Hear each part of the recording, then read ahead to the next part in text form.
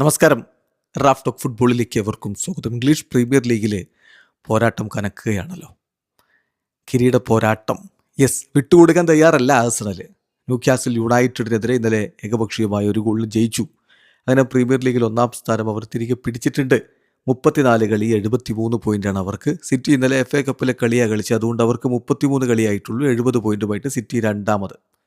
ഇന്നലെ ഇസയുടെ ഒറ്റ ഗോളിലാണ് ആഴ്സണൽ ജയിച്ചത്. 9ാമത്തെ മിനിറ്റിലാണ് ആ ഒരു ഗോൾ പിറക്കുന്നത്.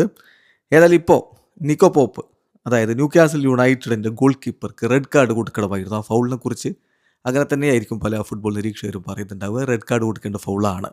അത് തന്നെ ആർട്ടിറ്റപ്പ് എടുത്ത് പറയുന്നത്. ഇത് തന്നെയാണ് മാഞ്ചസ്റ്റർ സിറ്റിക്കെതിരെയുള്ള കളിയിലും സംഭവിച്ചത്. കഴിഞ്ഞ 2 കളികളിലായിട്ട് ഇത് സംഭവിക്കുന്നു. കളി തോൽക്കുമ്പോൾ ഞാൻ എക്സ്ക്യൂസ് ആയിട്ടൊന്നും പറയാൻ വരാറില്ല. പക്ഷേ ഇപ്പോൾ ഞങ്ങൾ ജയിച്ചിരിക്കുന്നു, എന്തായാലും ഇതെനിക്ക് പറഞ്ഞേ പറ്റൂ എന്ന് തന്നെ അദ്ദേഹം പറയുന്നു. അദ്ദേഹത്തിൻ്റെ വാക്കുകളിലേക്ക് ഒന്ന് പോകും. അദ്ദേഹം പറയുന്നു, it's a red card today. സംശയമില്ല, ഇത് മാഞ്ചസ്റ്ററിൽ ഇതുപോലെ തന്നെ സംഭവിച്ചു. അവിടെയും ഇതുപോലെ റെഡ് കാർഡ് ഉണ്ടായിരുന്നു. തീർച്ചയായിട്ടും ഇത് തീർത്തും വ്യത്യസ്തമായിട്ടൊരു സംഭവമാണ്. നോക്കുക, റെഡ് കാർഡാണ്. സാധാരണഗതിയിൽ ഞാൻ എക്സ്ക്യൂസുകൾ പറയുന്ന ആളല്ല. അതുകൊണ്ട് തന്നെ ഞങ്ങൾ തോൽക്കുന്ന സമയത്ത് ഞാൻ സംസാരിക്കാൻ വരാറില്ല. പക്ഷേ ഇന്ന് ഞങ്ങൾ വിജയിച്ചിട്ടുണ്ടെങ്കിലും I still believe it's a red card. If it happens the other way around it's given.